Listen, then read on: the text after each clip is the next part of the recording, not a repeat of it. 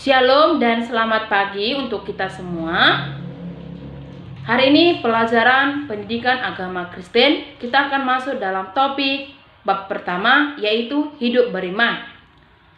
Apa itu iman? Kata iman dalam perjanjian lama, bahasa Ibrani aman, berarti berpegang teguh.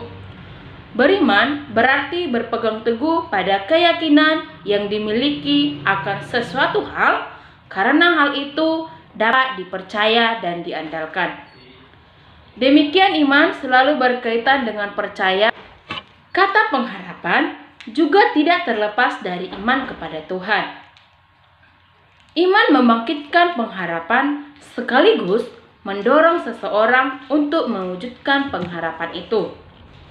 Menurut Ibrani 11 ayat 1, iman adalah dasar dari segala sesuatu yang kita harapkan dan bukti dari segala sesuatu yang tidak kita lihat.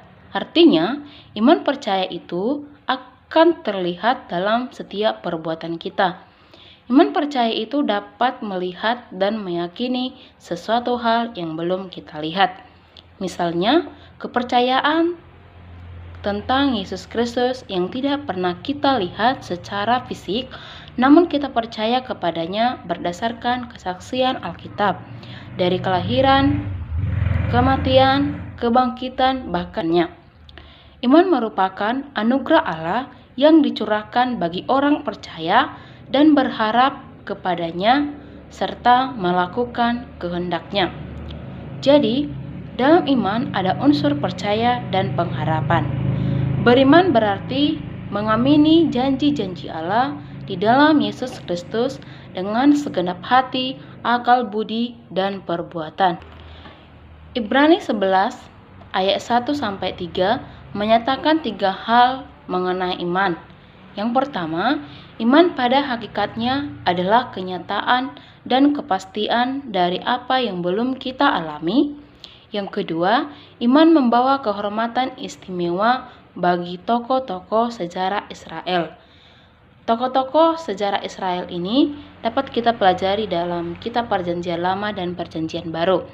Yang ketiga, iman merupakan suatu pandangan hidup yang khusus yang mempengaruhi setiap pikiran dan kegiatan kita di dalam dunia ini.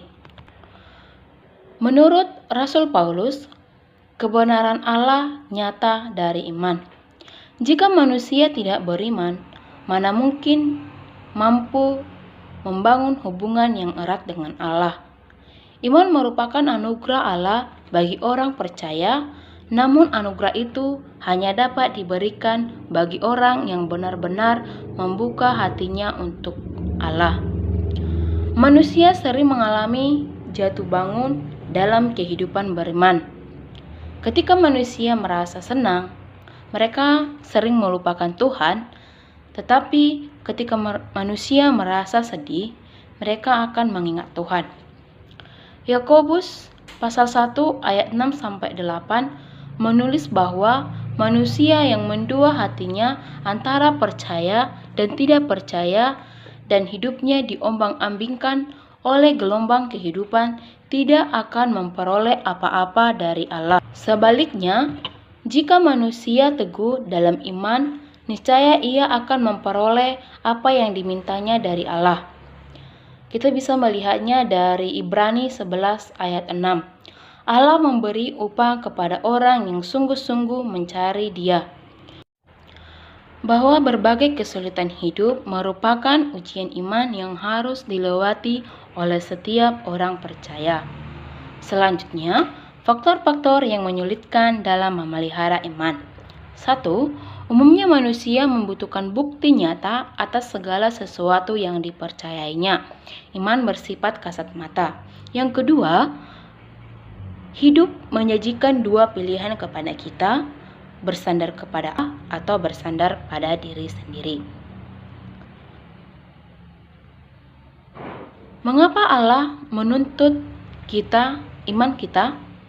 Yang pertama, iman adalah alat komunikasi atau sarana penghubung antara manusia dengan Tuhan. Tuhan dan manusia berasal dari dua substansi yang berbeda. Tuhan itu roh sedangkan manusia itu jasmani. Tuhan itu tidak terbatas, sedangkan manusia itu terbatas. Tuhan itu kekal, manusia itu fana. Iman adalah bahasa penghubung antara Allah dan manusia. Yang kedua, iman merupakan bukti kepatuhan kita kepada Allah.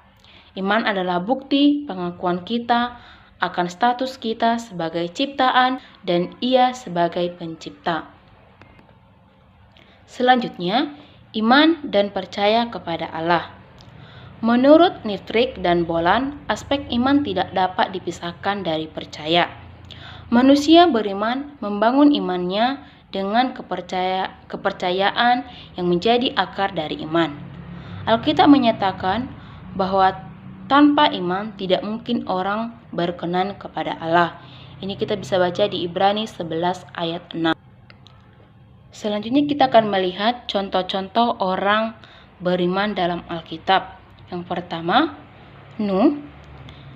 Ketika ia mulai mengerjakan bahtera sebagaimana diperintahkan Tuhan kepadanya, banyak orang yang memperolok dirinya bahkan menganggap Nuh kurang waras.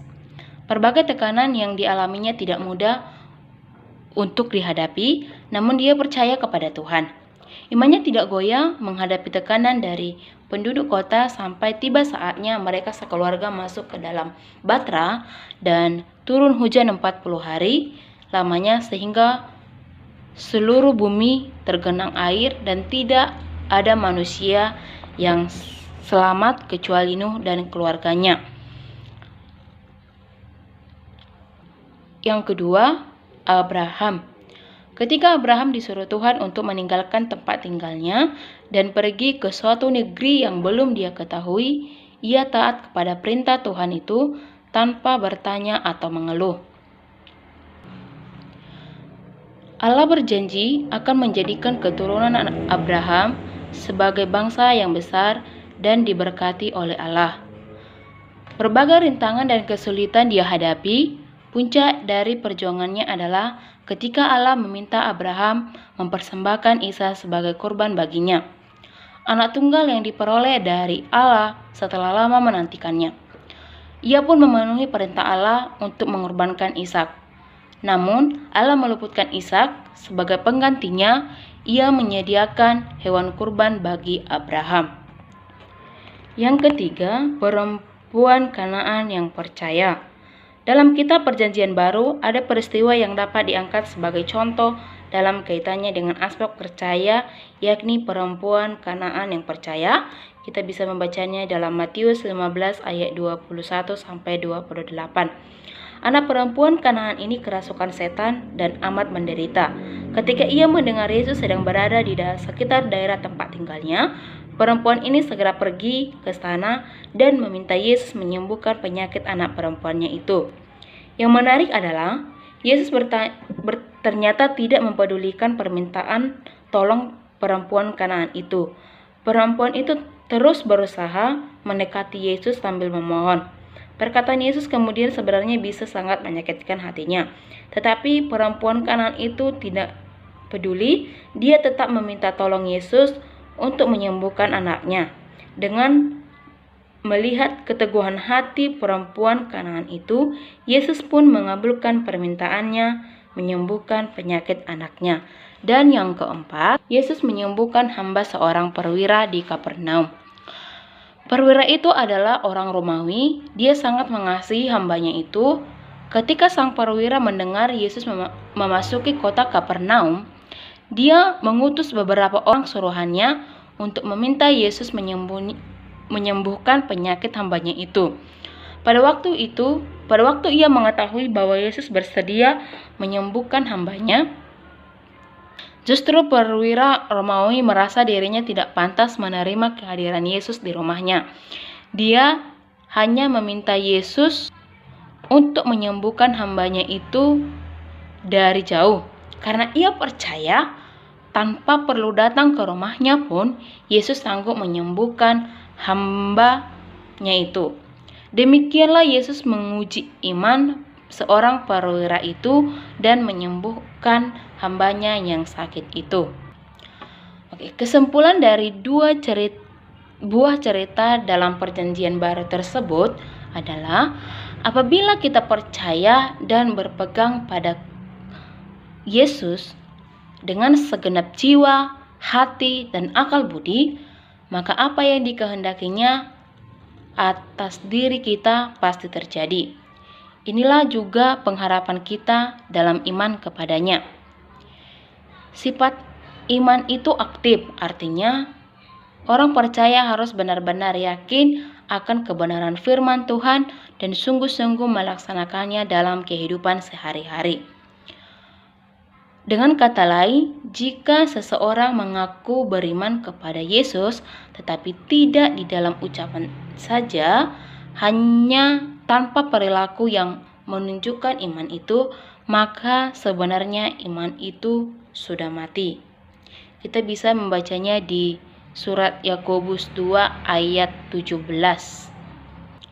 Selanjutnya, memelihara iman. Kitab 2 Timotius 4 ayat 7. Rasul Paulus mencoba menggambarkan betapa beratnya upaya untuk mempertahankan dan memelihara iman.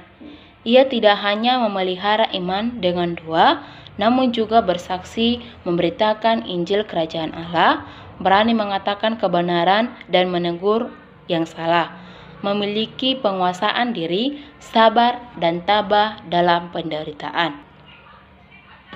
Manusia di dalam dirinya sendiri tidak berdaya jika Roh Allah tidak mengaruniakan kepadanya kekuatan iman, pengertian, dan pengharapan. Allah memberikan Roh-Nya hanya untuk orang yang mentaati Dia.